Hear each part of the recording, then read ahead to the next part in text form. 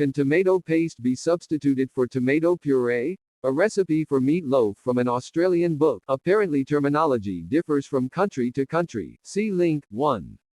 Closing parenthesis. Calls for 1 cup, 250 milliliters, 8 fluid ounces of tomato puree, and 2 tablespoons of tomato sauce.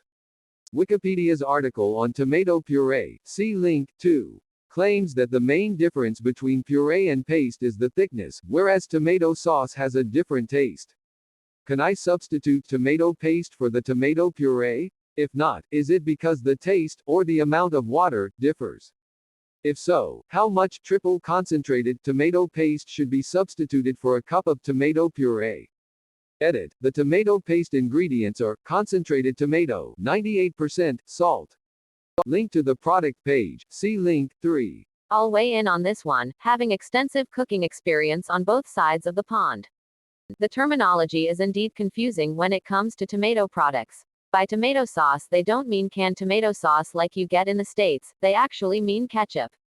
As for puree, there's 2 types. One is just what it means, pureed tomatoes in a can, and the other is super concentrated like what in the US is called tomato paste and comes in a tube. Given this recipe is asking for 250 milliliters of puree, they must mean the canned stuff, as adding that much concentrate would be hideous. To replicate UK per astronomical unit style tomato puree, I'd use a can of tomato sauce with a half mini can of tomato paste to thicken it up a bit. That still sounds like a bit too much liquid for my taste. Alternatively, you can use my mom's technique and add a can of concentrated tomato soup to the mix. It makes a great meat loaf. Answering as a Canadian here and assuming the terms puree and paste have been clarified in other answers, with paste being purely tomatoes and a very thick paste-like consistency.